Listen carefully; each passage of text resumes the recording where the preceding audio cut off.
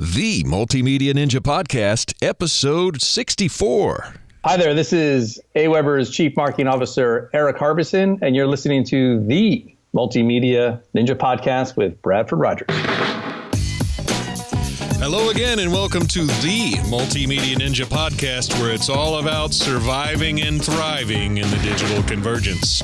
My name is Bradford Rogers, and I'll be interviewing some multimedia ninjas who are making things happen in their respective fields and sharing tips, tools, and insights for multimedia artists and content creators.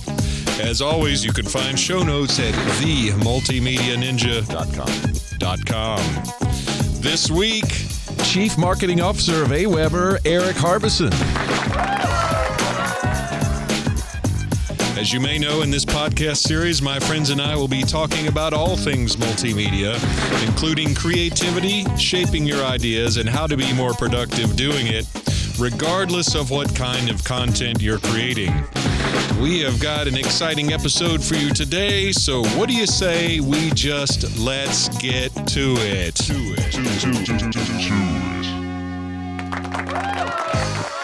Hey there, Bradford here, and so glad you could make it back this week and join us. I appreciate you. I just wanted to let you know I will be out at Podcast Movement 2017 next week in Anaheim, California, in Mouseland.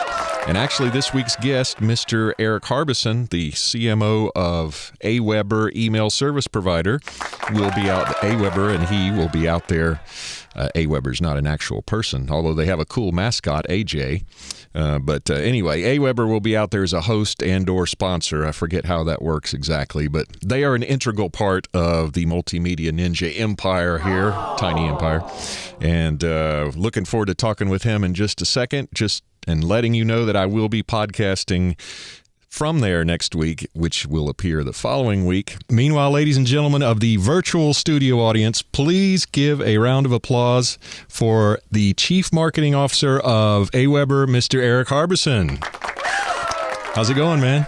All right, Bradford. Happy to be here. Yeah, likewise. Glad you could make some time today, and I'm looking forward to seeing you at the Podcast Movement convention coming up. And that's right, Anaheim. Yeah, I'm actually going on my birthday, so it's that important that I'm going to be there instead of celebrating my 50th in Atlanta. We're putting that off a couple of days. So, let's celebrate. Let's celebrate when we get out there. We'll hopefully there'll be a party or two or something. But have you been out there before, by the way?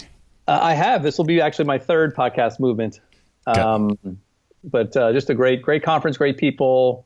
You always leave this conference energized just with listen to everyone's story about how they got started, but also the content that people are talking about in various podcasts is always great stuff. Right. I'm totally looking forward to that, and be my first trip out to the left coast since I think Grammys 2015. Oh, wow. But so it's got a high bar to live up to, but right. I'm sure it's going to be awesome, and looking forward to that. Speaking of something led me to a segue there, and I forgot what it was, but I was going to ask you your backstory on how you got to be Chief Marketing Officer of AWeber, and also if you have any multimedia ninja skills that, since you're in the marketing angle, I'm curious about that as well. Sure. I think my story is interesting because I knew, I always wanted to be in marketing since I was like 6 years old. My father told me, he said, pick a craft and be really good at it. Mm. And he was thinking like, construction or like a painting or a trade like that. And I thought marketing, I was just happy with getting the attention as the third out of four, just trying to get the attention of my older siblings. Mm. And it never stopped from there. It led to a degree in advertising. Okay. That led to a lot of roles in traditional marketing, followed by digital marketing. And about 20 years of working for digital agencies and working, e-commerce, finance, pharma, every retail, every vertical you could think of. But I decided, about 4 years ago to entertain the idea of going to the other side and working for a brand or technology that I've been supporting. And that led me to AWeber and had the opportunity to join the team and kind of audit all their marketing efforts and take a look at the brand, where we were in the marketplace. And, it's been a great 4 years. Awesome. Well, Art, by the way, I can verify that you guys keep a close eye on the social media. Are these lovely T-shirts your idea, or it's all about being part of a great team, and the team, I think collectively between our design team and our marketing team, we decided not just our brand with our mascot AJ, who's on the T-shirt, but it's also the comfort and quality. We were looking for always being a brand that had just a great experience, even all the way down to the T-shirt, and that's why we always hear how soft and how comfortable those T-shirts are. So I can vouch for that. Yes. And, we just like to provide value to customers. And that's why when we see folks like yourself, we want to recognize any sort of love you're giving us, and we want to give it right back in the form of something that's extremely comfortable that you never want to take off. Right. I'm wearing this. You can't see. I'm wearing the socks too. Socks, but yes. those are handy for biking. But absolutely. I couldn't wear the shirt the other day because in the warm, well, now it's raining here in Atlanta, but the blistering sun the other day, I had to have my sun shirt, but otherwise this puppy is quite comfortable. But I love that. And actually the reason you hit me back initially on the social media was that I was just, I bitch enough about stuff when it goes wrong.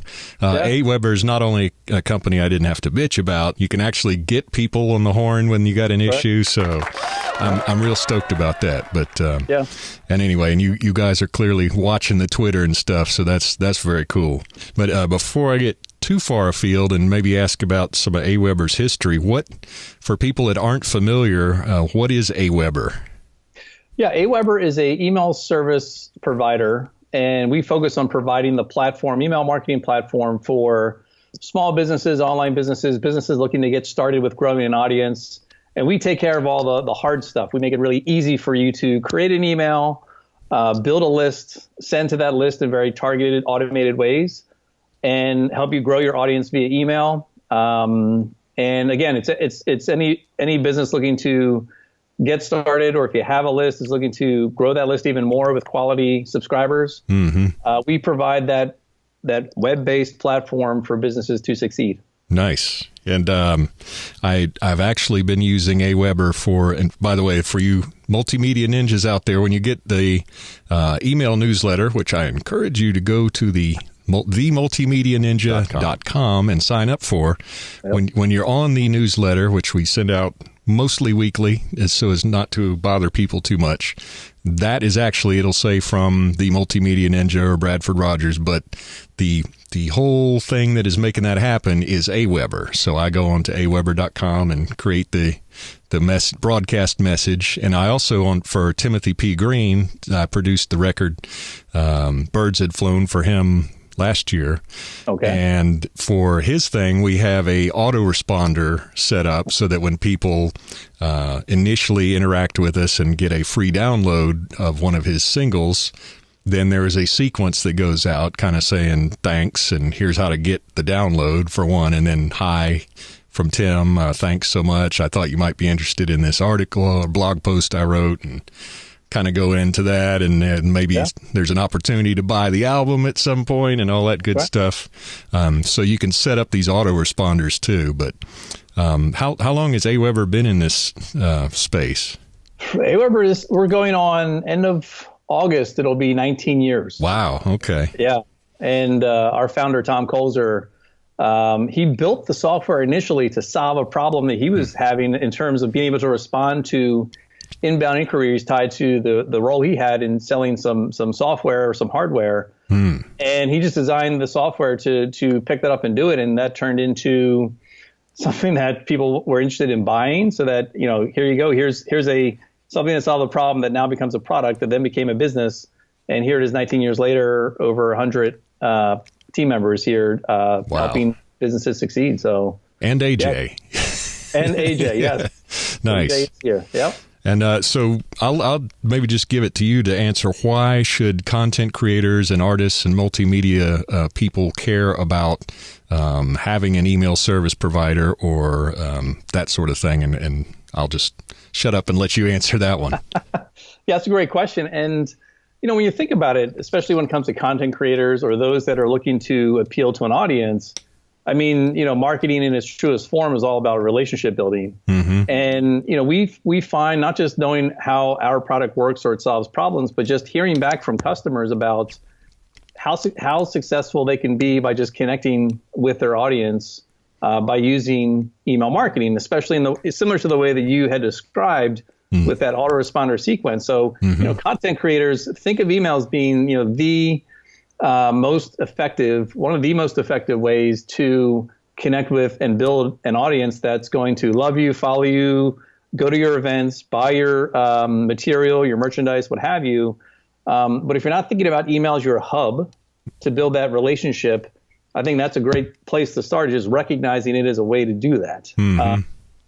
Because, and I also like to think that email isn't a standalone. It's not an email or social or email or live events. I look at it as email collectively or email and all these other channels. I think working together, it's very effective to build that relationship with your customers, because at the end of the day, that's why we're all here. And that's what we want to do, is just build the trust with those followers that become advocates, and email is a great way to do that. Right. And what's really struck home with me, I've heard people talking about, and I'm guessing you will not disagree, that when I heard that, it pointed out that, Facebook is awesome, Twitter's awesome, Instagram, but they can at any moment go, oh, I'm sorry, Bradford, your account is out of here. Or maybe, you wouldn't think it with Facebook probably, but could be, who knows, maybe the whole platform goes out of here, like MySpace. And if you, on the other hand, where email, you own your list and you have the email addresses of the folks that care about you enough to sign up, you have that period, and you don't have this risk that suddenly you're going to get suspended, booted, or the whole platform's going to get sold to, and just crash or something. And I've said it before, working with clients, 10, 15 years ago, is that emails become a recession-proof tactic for your business, because if for some reason you don't have the funds to support paid social or ads in Google, let's be honest, if you're collecting those names, the people are giving you permission to send them information, if you start collecting more information as you build trust, let's say for some reason email goes out the window and you can't use your email service for whatever reason, internet connection, what have you, if you have their address, you can send a written letter. Like, at the end of the day, it's about, you've built that relationship to be able to send something to that individual to maintain that relationship. And we're talking like worst case scenario, but I do believe that, at the root of any good communication marketing program with trying to find and connect with an audience, email's got to be part of it, not just the part of it. Not just the only. Right. And I love the stats you can get on how many people opened or clicked on the links inside. And I won't put you on the spot, hopefully, but what's your favorite, coolest development recently as far as features or what have you? We've actually recently we launched our automation platform a couple of years ago. And we did that as a means by which to build on top of it to provide automation features that our customers can use, no matter what their experience level. I mean, anyone who just starts yesterday, they can still get value out of the platform that we have built. And we actually this week are just announcing we released a new feature that allows you to tag subscribers in your list. And not just tag them so you know kind of what attributes they have, but also now be able to send a broadcast message to those that you've tagged, so that, again, it's all about relevancy in terms of, succeeding with email. And we've now made it extremely easy for you to be extremely relevant with tagged folks across, if you have multiple lists or within a list. That feature, again, just live this week. And for customers that are in their accounts, call our customer solutions team, and they will easily be able to walk you through how to get that set up. But just a great way to advance on top of the autoresponder that you were mentioning. Now you can actually get more segmented with your message. Sure. And is there a spot where people can go to get more info on these cool tools or help within AWeber and that kind of thing? So AWeber.com/campaigns is a place to start, kind of overview of our entire automation platform. And that's where folks can kind of get the update on the platform, but also the new release. Nice. And I'll try, and if I don't have a senior moment, put a link in the in the show notes in case people can't remember aweber.com/campaigns. And by the way, I just was thinking, and I'm sure you guys weren't listening to me back in episode whatever, but I love the way that it's a religious tenet of mine, basically, that different social media and URLs and all that are kind of like the real estate, the valuable real estate that you want to grab for your brand these days. And I love that, unless I'm mistaken, AWeber on Twitter is at AWeber.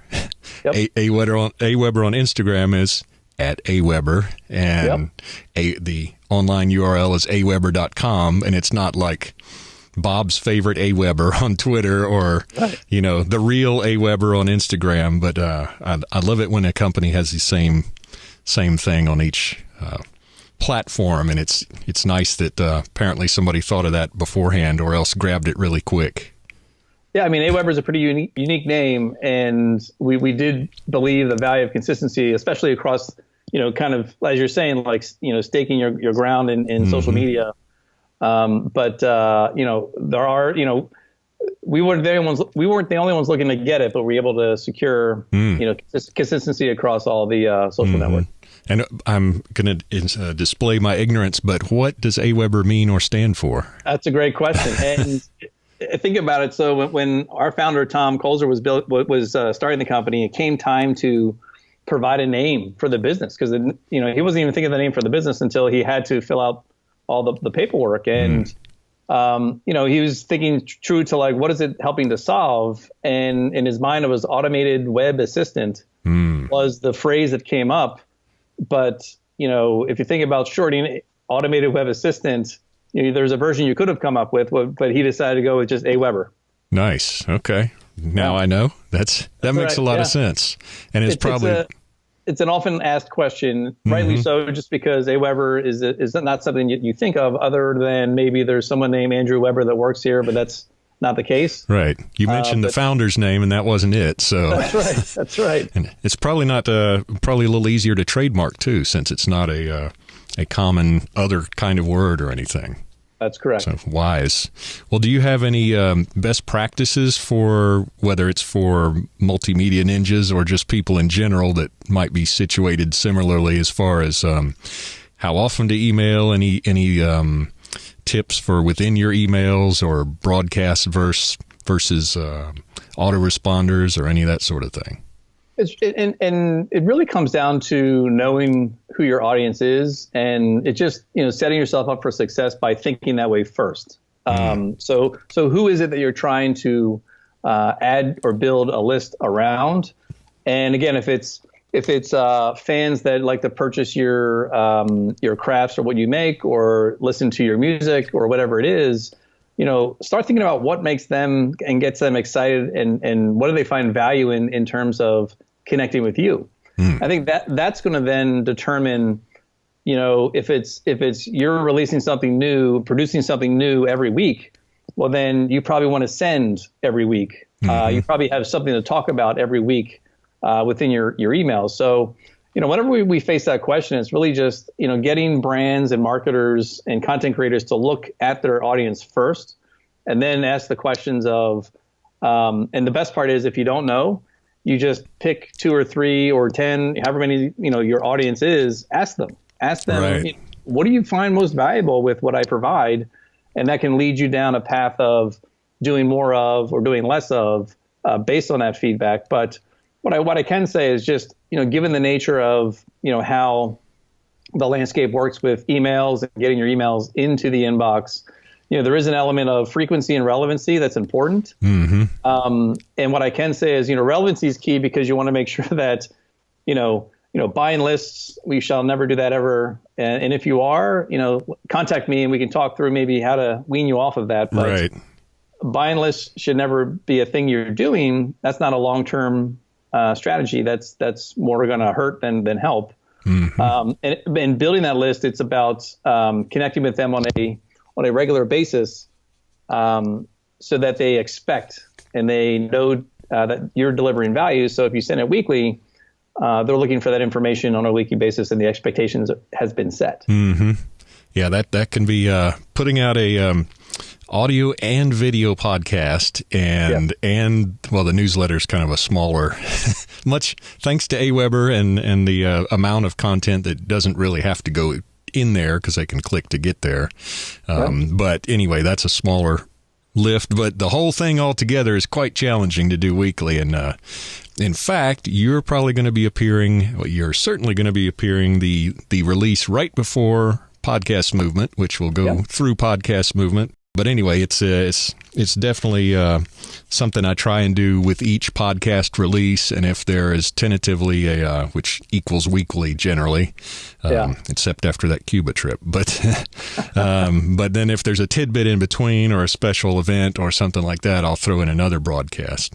Haven't really got into the follow-up series, autoresponder series for the Multimedia Ninja podcast yet, but I can foresee that coming along with the book for new signups. But let me ask you, when I got into AWeber, I wasn't as familiar as I was with a couple of, I'd previously used a more, I don't know if you'd call it consumer brand or what have you.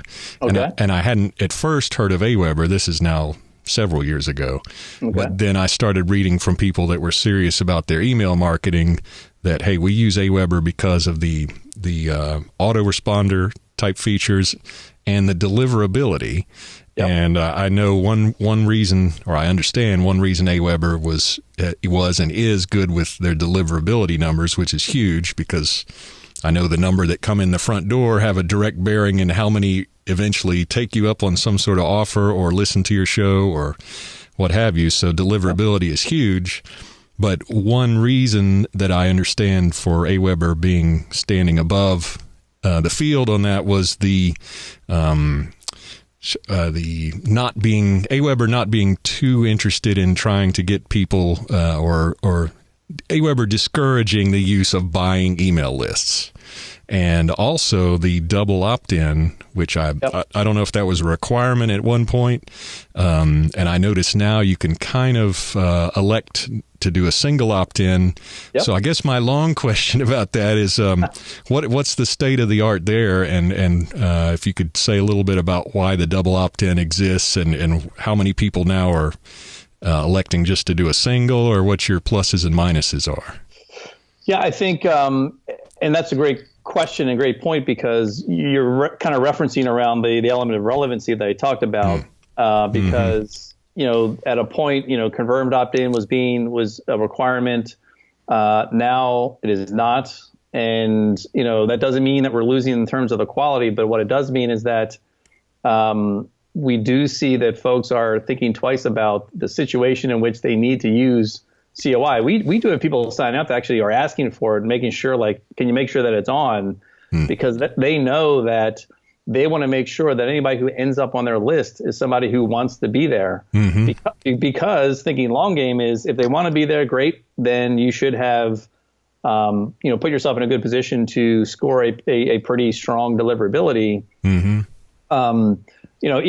those that are opting out, again, are usually those that know either if they're importing a list from another provider, it's a list that they've curated over time and they have trust and they've been sending frequently enough so that this isn't a bought list, but this could be a curated list that somebody knows that they've built a relationship with. So when that comes over, there may not be a need for double opting in because we know that there's been strong deliverability in the past. Right. So all those things add up into wanting to make sure that you're getting those on your list that want to be on your list, and making sure that you're sending frequently enough relevant information frequently enough so that people are acting or engaging with that information. There is when I think about deliverability, there's four main pieces to deliverability that I think many marketers don't realize, and that's the first part is it's you, the marketer. You're responsible for setting expectations when someone joins your list, so they know what they're getting, and whether that's an incentive or it's a exclusive piece of content, whatever it is, you set the expectation so they know what they're getting. There's the ESP, so the email service provider. They have a part in the recipe here, and it's making sure that it's an ESP that has a reputation with the third part of the recipe, which is the ISP, Internet Service Provider. So whether it's Google or Yahoo, Outlook, Comcast, what have you, ISPs are the ones that we don't really have much control over, other than knowing what they tend to like or not like in terms of when you send an email, there's signals that happen that they look at as good or bad. And the fourth part of the recipe is your actual subscriber. So how are they conditioned from the time they join to when you send information or make updates? How are they conditioned to know when to react or how to react? So those four pieces together, if you have a mindset on those, and we have a checklist that I could probably share with you just to kind of guide people through what to look for. Sure. If you're not looking for those four things, then you may not be setting yourself up for success for a long-term email marketing success. Nice. That is definitely helpful. And for our ninjas out there that are wondering a little about the double opt-in, what it looks like, my example would be, in our case, for the Timothy P. Green record, for example, you see in the sidebar, or you're on a landing page that has no other navigation other than to decide whether you want the free single or not, but it has the old name and email if you'd like the freebie to sign up. That's opt-in 1, and then you get the link in your email that says, hey, Jim, I got your thing that you wanted the free download. I just need you to confirm that you're cool with that, and you may or may not have below that, and getting the email newsletter. Please don't put us in spam, etc. Yep. But they're effectively proving, should there be any if they get ornery later and have some sort of episode or something, they can't say they didn't sign up and agree twice to get on your list. Right. So and there's another, to that point, there's another tip we recommend for marketers is there's a way that you can mention and reference inside of your email where somebody signed up. So you're getting this email because you joined X, and that could be a recommendation if it's a portion of or a certain list that you haven't sent to maybe in some time, and you know that when someone opens it, they'll be like, wait a minute, why am I getting this? But if you can just remind them just in the intro or as part of the signature, that's an effective way to make sure that, again, you're setting expectations with your subscribers who are critical to that overall deliverability recipe. Right. And I'm not saying that some people that might have been at a live show at 12 at night or something may not recall signing up on the iPad or anything, but just in case they did, that could be helpful. That's right. Well, I almost forgot our weekly segments, one of which is Winners and Losers. And I'm just going to go out on a limb today and say AWeber is our winner today. Very much appreciate you coming on, Eric, and sharing the knowledge, and also the way that you guys pay attention to the customers and stuff. That is very cool. So AWeber is our winner of the day. Winner! And I also did not want to forget our segment that we like to call What the Heck Are You Doing? Where we ask our guest what tip, trick, tool, philosophy, etc., is, whether it's software, hardware, or just a concept, is rocking hard for you today, this week, this month, this year, etc. Could be some add-on to Gmail. It could be a new kind of pencil. I don't know. But what, if you had to say, what would that be for you just at the moment? I'd say I'm a little bit obsessed with just podcasts in general. And Overcast.fm is my podcast player that I use. And the ability to build lists for binge listening. And I'm a admitted binge listener to podcasts. And any moment where I'm in my car commuting or going for a run or walk, what have you, I really, I find a couple, I load them up and off I go. And next thing you know, whatever the ride is or whatever I'm doing is kind of secondary to the content that I'm listening to. So that's been my thing. I like that. That's an awesome one. I actually just changed my, a couple of years ago, the OEM stereo in the Yukon to just a little Bluetooth, so that when I have the 8-hour drive down to get to the boat in St. Pete, then it's podcast city going and coming back. And oh yeah, if Tanya's riding with me, she's like, "Would you please stop?" Same situation on my side. So I try to make sure it's me driving myself wherever I'm going, if it's just a city or something like that. But it's a great balance between the quick podcast, the 10-minute podcast, and then the hour-long conversations and interviews. So it's again, it's just been a great way to download and get some knowledge and some education. Right. Well, on that note, I am very much looking forward to seeing you at Podcast Movement 2017 out in Mouseland. And I'll meanwhile, I really appreciate you coming on today. I don't want to take up too much of your time. So, ladies and gentlemen of the virtual studio audience, please give it up for Mr. Erik Harbison of AWeber. Thank you, Bradford. It's been a pleasure. Anything I can do outside of this to help, let me know. I will. I appreciate it, man. And we'll see you shortly. Absolutely. Well, that just about wraps up another edition of the Multimedia Ninja Podcast. I hope you'll come back next week and bring your friends. Don't forget that you can subscribe to the Multimedia Ninja Podcast right there at themultimedianinja.com, and would love to have you get on the mailing list and all that good stuff. Be sure and check out the show notes this week. We got some cool resource links as well as a link to AWeber if you'd like to check them out. I highly recommend them myself. And there you go. So we'll see you back next week. Meanwhile, I hope you'll do some great creative stuff, and we'll catch you next time. Adios.